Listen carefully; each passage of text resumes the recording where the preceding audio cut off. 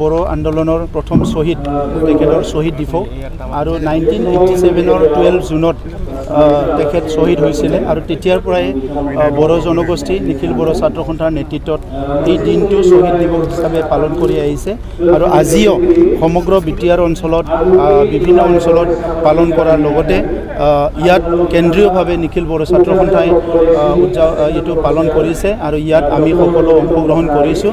মই প্ৰথমতে আমাৰ শ্বহীদ সুজিত নাৰ্জাৰীৰ পৰা আৰম্ভ কৰি যিমানখিনি শ্বহীদ হ'ল বড়ো আন্দোলনত সকলোলৈ মই শ্ৰদ্ধা জনাইছোঁ আৰু লগতে যিসকলে নিজৰ বহুমূলীয়া জীৱন আৰু তেজ দি পেলাই বড়ো জনগোষ্ঠীৰ উত্তৰণৰ কাৰণে বড়ো জনগোষ্ঠীৰ অস্তিত্ব ৰক্ষাৰ কাৰণে কাম কৰি গ'ল তেখেতসকলক মই মোৰ তৰফৰ পৰা মই চেলুট কৰিছোঁ আৰু অনাগত দিনত তেখেতসকলৰ তেজৰ বিনিময় তেখেতসকলৰ ত্যাগৰ বিনিময়ত বড়ো সমাজখন যে আগুৱাই নিব লাগে বড়ো সমাজখনৰ ভাষা সাংস্কৃতিক অস্তিত্ব ৰক্ষা হ'ব লাগে এই কামবিলাক আমি কৰি আছোঁ আৰু অনাগত সময়ত কৰি যাম কাৰণ সেইটো আমাৰ সকলোৰে দায়িত্ব। আজি অসম চৰকাৰ ভাৰত চৰকাৰেও বহুত গুৰুত্ব দিছে বড়ো সমস্যাসকল সমাধানৰ কাৰণে। এটা সময়ত উত্তপ্ত আছিলে বড়ো অঞ্চল, আজি এই বড়ো অধ্যুষিত অঞ্চল শান্তি হ'ল, ইয়াত শান্তিৰ কপৌ চৰাই সদায় ৰাতিপুৱা গধূলি উৰি আছে।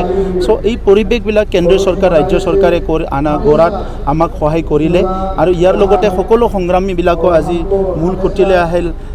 এইটো মানে গণতান্ত্ৰিকেই হওক অগণতান্ত্ৰিকেই হওক সকলো আজি সংগ্ৰামটো অলপ সময়ৰ কাৰণে ত্যাগ কৰি সকলো জাতি গঠনৰ কামত সকলো কাম কৰিছে। ইয়াৰ কাৰণে আমাৰ শিক্ষা দীক্ষা সমাজ সকলো দিশত আগবাঢ়ি যাই আছে। গতিকে আজি বড়োসকলৰ আত্মনিয়ন্ত্ৰণৰ কথাটোক লৈ যি এটা যোৱা দশকৰ পৰা দশক সংগ্ৰাম চলিছিলে ইয়াৰ পিছত আজি এটা পৰিৱৰ্তন আহিছে আৰু ইয়াত আজি শ্বহীদসকলৰ ডাঙৰ এটা অৱদান আছে। এই কাৰণে আমি সকলোৱে শ্বহীদসকলক শ্ৰদ্ধা জনাইছোঁ। আমি সুজিত নাৰ্জাৰীৰ এটা স্মৃতি তৰ্পণ স্মৃতি এটা বেদী নিৰ্মাণ কৰিবলৈ গৈ আছোঁ। যোৱা বছৰৰে সিদ্ধান্ত আছিলে কিন্তু এই বছৰ আমি ভাটিপাৰাত য'ত তেখেতৰ জন্মস্থান তাত সুজিত নাৰ্জাৰীৰ নামৰ এটা ডাঙৰ এটা স্মৃতি শ্বহীদ বেদী এটা তাত আমি নিৰ্মাণ কৰিম য'ত নেকি কেন্দ্ৰীয়ভাৱে অনাগত দিনত সকলো তাত গৈ পেলাই শ্ৰদ্ধা জনাব পাৰিব।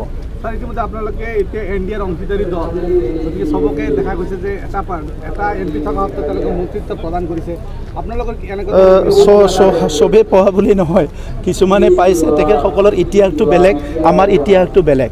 আজি আমি অসমত খুব ভালকৈ আছোঁ। আমাৰ প্ৰথমবাৰৰ কাৰণে এমপি গৈছে, গতিকে এমপিজন অলপ শিকিব লাগিব জানিব লাগিব। গতিকে খুব হাৰবাৰী নহয়, আজিয়ে চব হ'ব লাগে কাৰণ ভুকুতে কল নপকে বুলি এটা কথা আছে। গতিকে আমি এটা ঘোচাতে কলটো পকাই খাব বিচৰা নাই, সময় আছে। আমাৰ সবচে ডাঙৰ কথা প্ৰধানমন্ত্ৰী নৰেন্দ্ৰ মোদী ডাঙৰীয়া তৃতীয়বাৰৰ কাৰণে প্ৰধানমন্ত্ৰী হ'ল আৰু প্ৰধানমন্ত্ৰী নৰেন্দ্ৰ মোদী ডাঙৰীয়াই এজন প্ৰধানমন্ত্ৰী যিজনে আজি কৈছে যে ভাৰতবৰ্ষখন বিকশিত দেশ হ'ব লাগে। বিকশিত দেশ গঢ়াৰ কাৰণে প্ৰধানমন্ত্ৰী নৰেন্দ্ৰ মোদী ডাঙৰীয়াই কাম কৰিছে। ভাৰতবৰ্ষত 100% শান্তি অনাৰ কাৰণে কাম কৰি আছে, ভাৰতবৰ্ষক আগুৱাই নিয়াৰ কাৰণে কাম কৰি আছে।